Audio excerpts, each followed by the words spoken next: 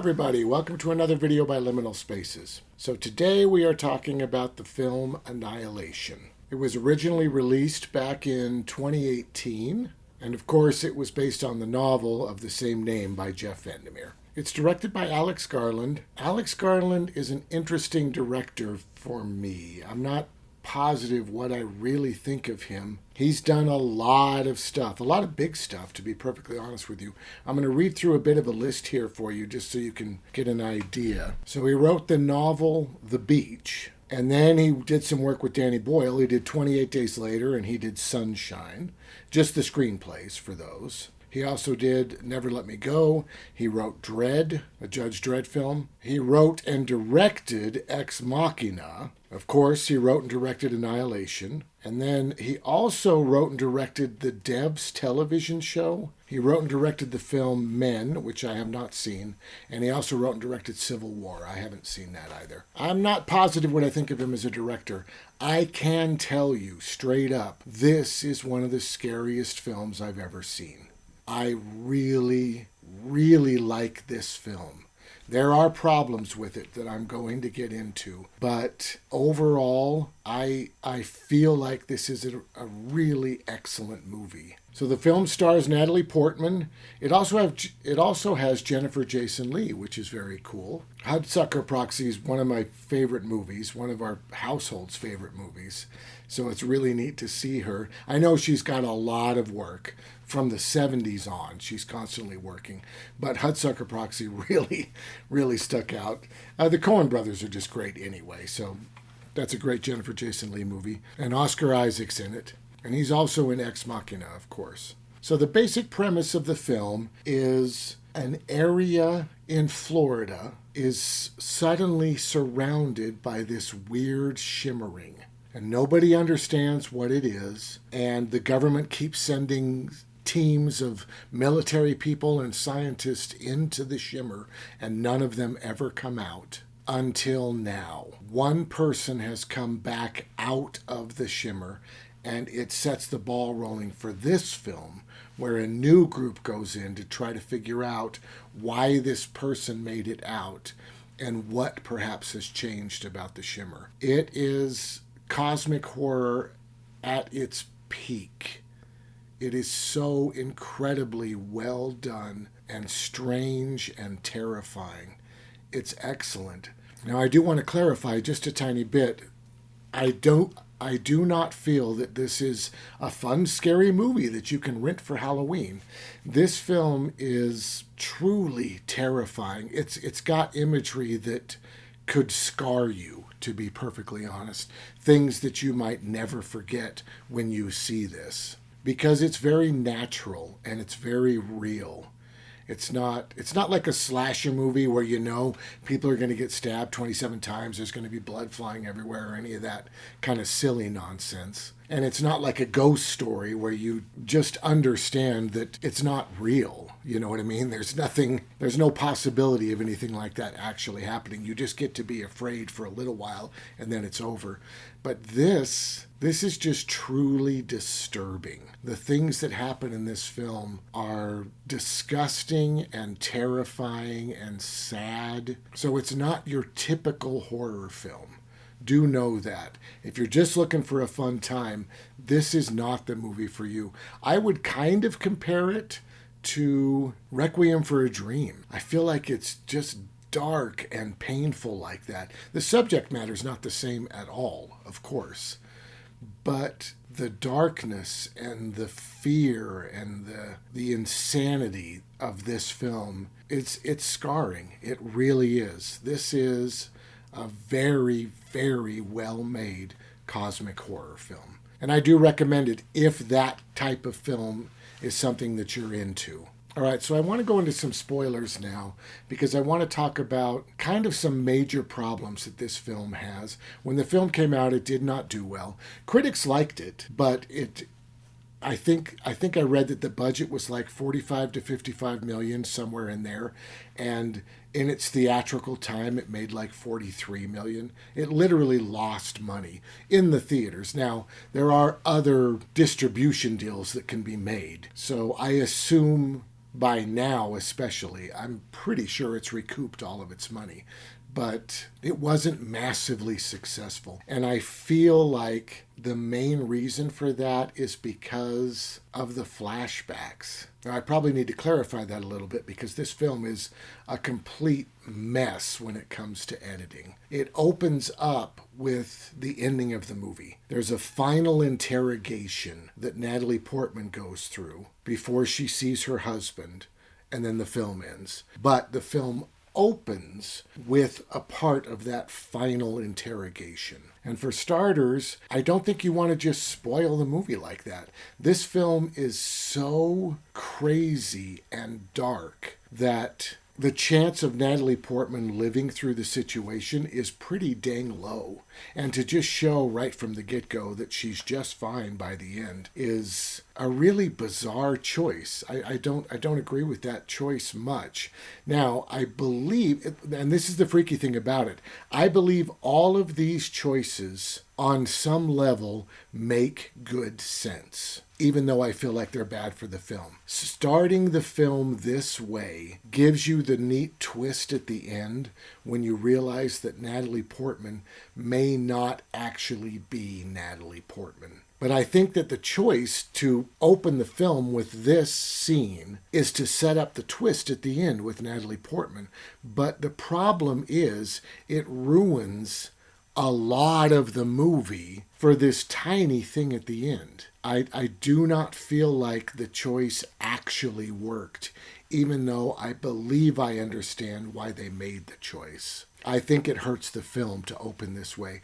And the interrogation is this weird sort of cold, brutal, what were you doing? Did you break the law? Were you lying to them? Like it's this really strange, aggressive thing when she literally saved the planet. She turned off the shimmer. I mean, it's so jarring and weird. It's not... I do not believe it's well written, to be perfectly honest with you. From there, we go to a flashback of an object from space crashing on Earth. It hits a lighthouse, and it creates this shimmer. And it's just around the lighthouse. And it's scary, and it's cool. The music is so bad. I do not know. And it's weird because the sound design for the film is brilliant. And the music that they use when they're not trying to do a flashback thing is brilliant. But they got the rights to this Crosby, Stills, and Nash tune, which is a beautiful tune. It's fine. But if you're making a cosmic horror film, the last thing I want to hear is some artist sit down with his guitar and sing this goofy-ass love tune. It's weird. It's such a weird choice. And we cut to this scene where she's teaching and then she meets with this guy that she must be in love with, but I'm being sarcastic, but it's so bad. Like truly, these flashbacks when they're not in the shimmer, anything that's not in the shimmer in this film is horrible. And I feel strongly about it because the stuff that's in the shimmer is incredible. This could have been one of the greatest sci-fi horror films ever made, period. If they didn't bother with any of that crap, you know, like she cheats on her husband in the movie, none of that's in the book. Now, I should clarify, I haven't read the book, right? Chris read the book. Chris did a whole big thing on it. We've talked about the book a lot. I've watched his video on the book. That stuff's not in the book. There's no point in upping the stakes for Natalie Portman. Once again, this is one of those weird things where it's like, intellectually, I kind of understand why he did that. Like they ask her, why would you go in the shimmer? And I guess saying, because I want to find out what happened to my husband isn't enough. They wanted to make it more. So she has to say, I owe him. You know, and why does she owe him? Because she cheated on him. Which is just kind of weird, you know, to have a man write a story about women cheating and how it must torment them and they must amend for their sins. I don't know. It's weird. The flashbacks in this are weird. And you'll go on for like 20 minutes of the most terrifying, amazing stuff you've seen. And then that stupid guitar comes in and you're like, oh God. And then there's a sex scene or Natalie Portman's getting tickled by her husband, and it's so bad. It's terrible. But I'm not gonna bring it up again, okay? That is the fault of the film. And altogether, those scenes are probably 7 minutes at most. It's probably 7 minutes of the movie. But because of the way it's edited and because it's so jarringly bad compared to the film itself, it sticks out. It's horrible. But enough of that. We're going to talk about the good stuff. And oh my God, there's good stuff in this film. So, the shimmer, right? Once that meteorite hits the lighthouse, the shimmer appears, and the shimmer is expanding. It's expanding very slowly. It's been like 3 years since the meteor hit, and I don't know how big it is, but it probably covers like 30 square miles or something weird like that, right? It is not growing fast, but it is growing. So Natalie Portman's husband went into the shimmer, and nobody's ever come back, but all of a sudden, he comes home. It's been a year, and he shows up at the house, but he is not himself at all. He's like a blank slate, and she's angry with him because he didn't try to contact her or anything. Of course, we got to watch this whole big thing, right? Some brilliant editing would have really fixed all of this. Make that a 4-second thing, because it is important that he comes back. That's a big deal. And there's some amazing stuff. He takes a drink of water and he says, I don't feel very well. And then it cuts to the water and there's blood in his glass. So, of course, the next scene is them loading him into an ambulance, and the ambulance takes off. And then all of a sudden, all of these black trucks with sirens swarm up around the ambulance and force it to pull over. And at gunpoint, they take Natalie Portman and they take Oscar Isaac to this facility. I mean, it's brilliant, it's scary, and it's weird. Those are the kind of things that if you must have a flashback in this movie, those are the kind of things those flashbacks should be showing. And once again, I do understand that you want to establish a norm. You want to show normal life before you show crazy life. But the honest reality is, we've all watched and heard enough stories.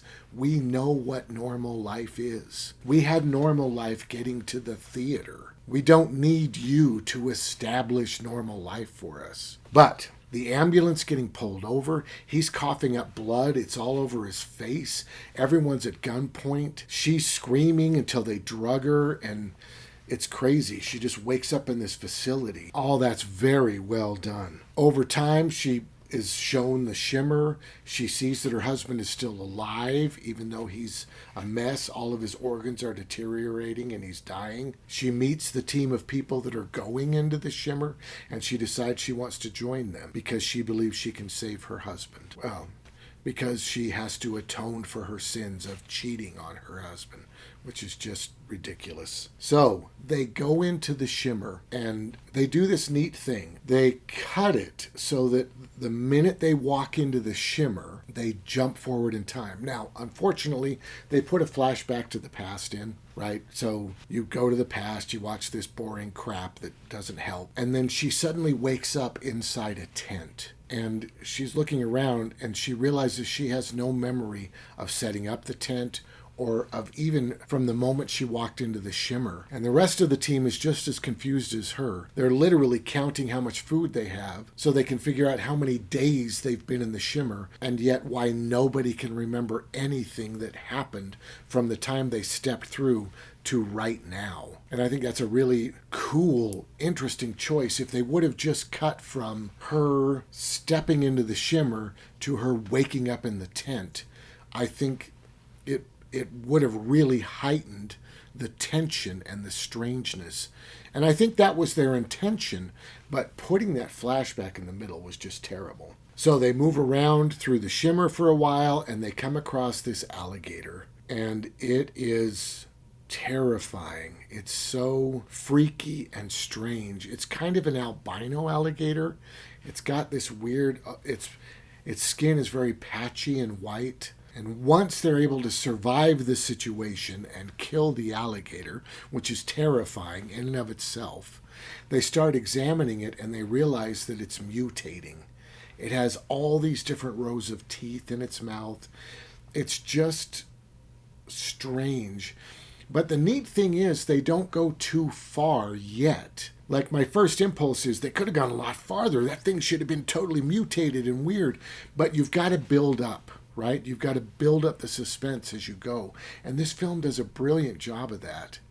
The shimmer stuff, it really builds up this crazy tension to this peak that's just mind-blowing.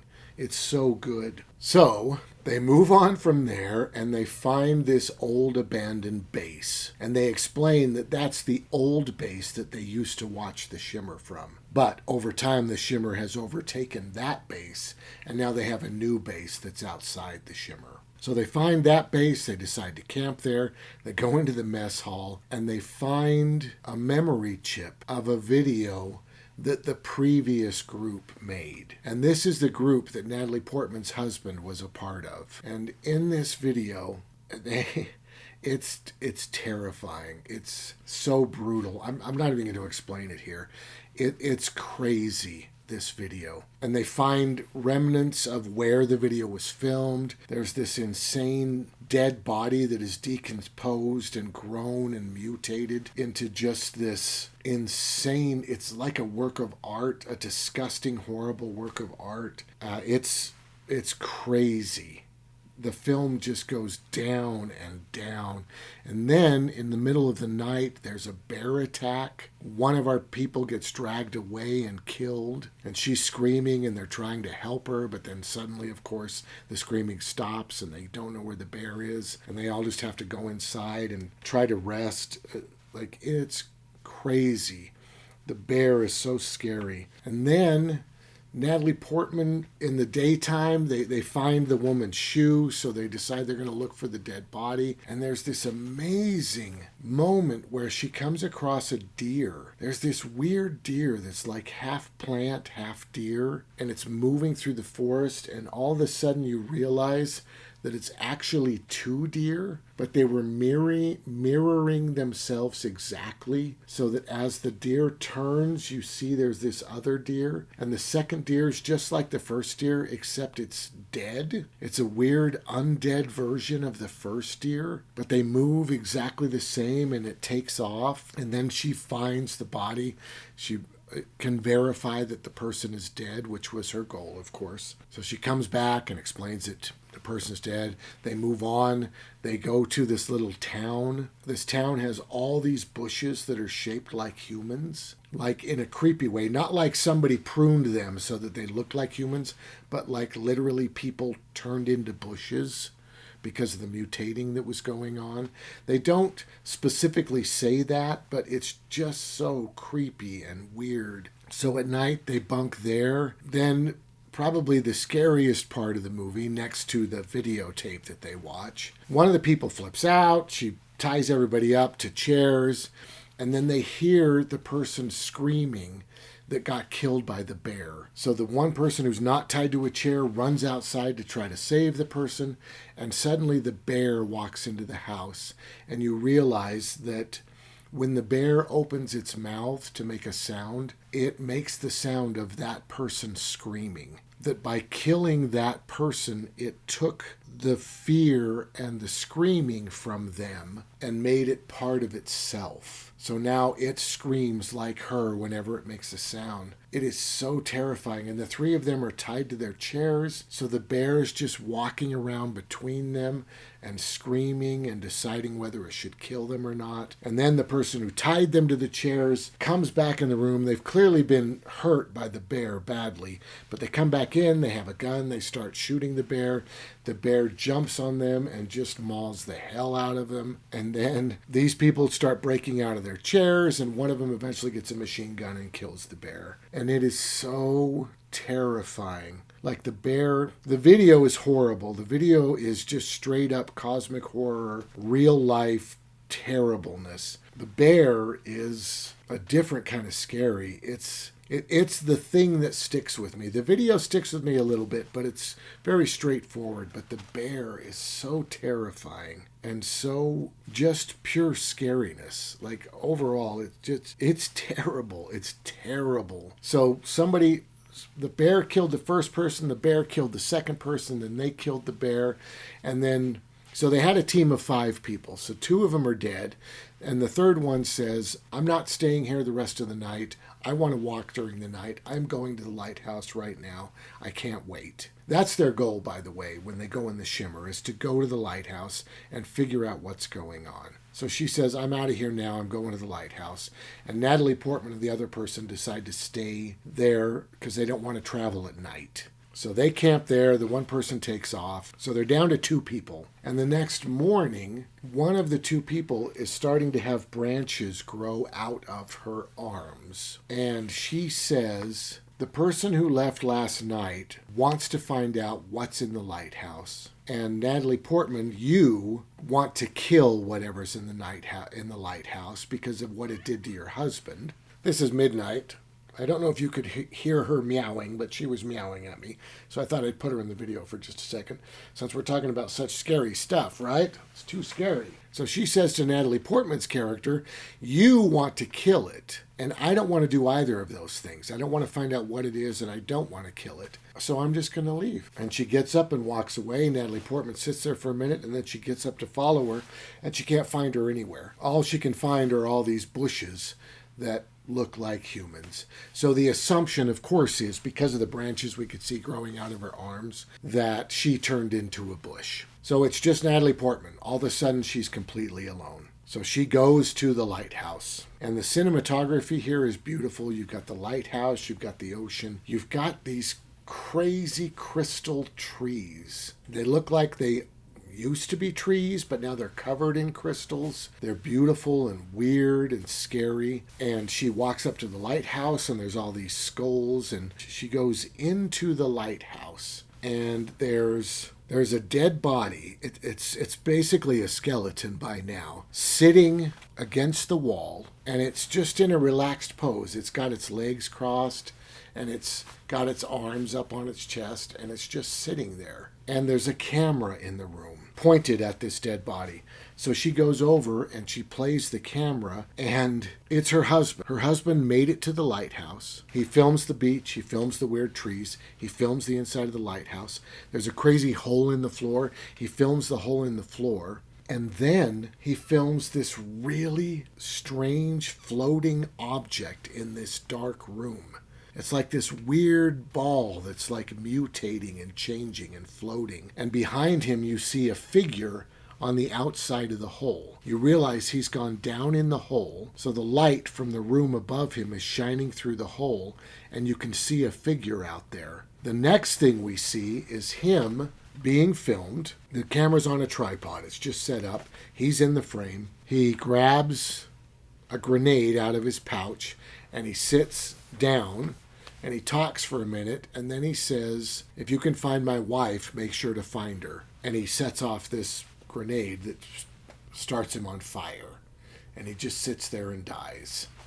And then the person that he was talking to steps out from behind the tripod, and it's him. He was talking to himself. And then he shuts off the camera, and that's all she sees. She slams it shut, and then she starts hearing talking from the hole, and she recognizes it as Jennifer Jason Leigh's character.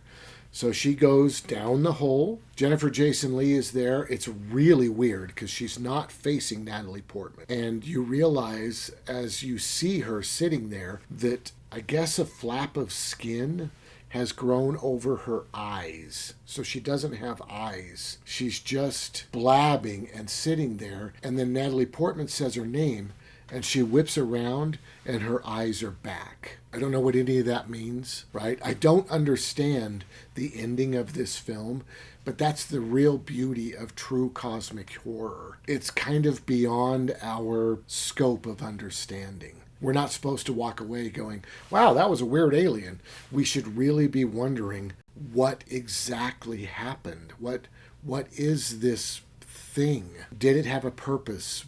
Was it aware of us? You know, there should be big questions left. Jennifer Jason Leigh's character explains that this creature's only real goal is to divide us into our smallest pieces. Its goal is annihilation. And then she basically explodes. All of her body mass is blown out of her mouth, basically, into all these tiny bubbles floating around the room. And they all come together in the center of the room to create that weird object that I was describing earlier. It's strange because it seems like all the material is coming out of the front in these different shapes and then wrapping around and going into the back. So it's this eternal loop of these bizarre light shape things happening. And Natalie Portman becomes very fascinated with it and just staring at it. And when she gets close enough to it, it pulls a tiny piece, I think it's blood, from her face. A tiny droplet comes off of her skin and goes into the object. And once the object receives that, as a cell, basically, it starts multiplying. It divides and multiplies and divides and multiplies, and it grows into a being. And of course, this terrifies Natalie Portman. She runs and grabs her gun. She shoots it. Shooting it doesn't do any good. So she flips out, she drops her gun, and she climbs out the hole to leave. And as she comes out the end of the hole, she realized that that thing that was created is now blocking the door. So she tries to fight it. She goes over to the backpack that's sitting there, and she pulls out one of those grenades again. And then they pop the pin. Natalie Portman runs, and it just stands there watching her run. And she goes out the door as the grenade goes off. What I think, and this is all just weird speculation, right? This is cosmic horror. I think you're supposed to be confused. But because I like analyzing things, I think maybe what happened, it became her and she became it, so that in the end, when she picks up the grenade and gives it to her, the thing is giving the grenade to Natalie Portman. And then the alien runs out the door and Natalie Portman starts on fire. Maybe. Right? That's where I'm kind of at with that, I guess. The entire lighthouse burns to the ground and the shimmer collapses. And then they let her see her husband, and she walks in and she says, "You're not my husband, right?" And he says, "I don't think so." And he says, "But are you you?" And she doesn't answer. She just stands there. And then he gets up and gives her a hug, and his eyes glow weird. And then we cut to the other side, and her eyes glow weird, which could leave it wide open for a sequel. I assume that might be the reason they were doing that. I don't love this director, but oh my God, this film is so scary and so good, you know? But I feel like a lot of the choices that were made through this film are not the best way to approach things. I loved 90% of this movie, absolutely loved it, and hated 10% of it. All right, thank you so much for watching. I hope you enjoyed this. If you did, please like and make sure to subscribe so that you can see the other stuff that we've done and that we are doing, and have a great day.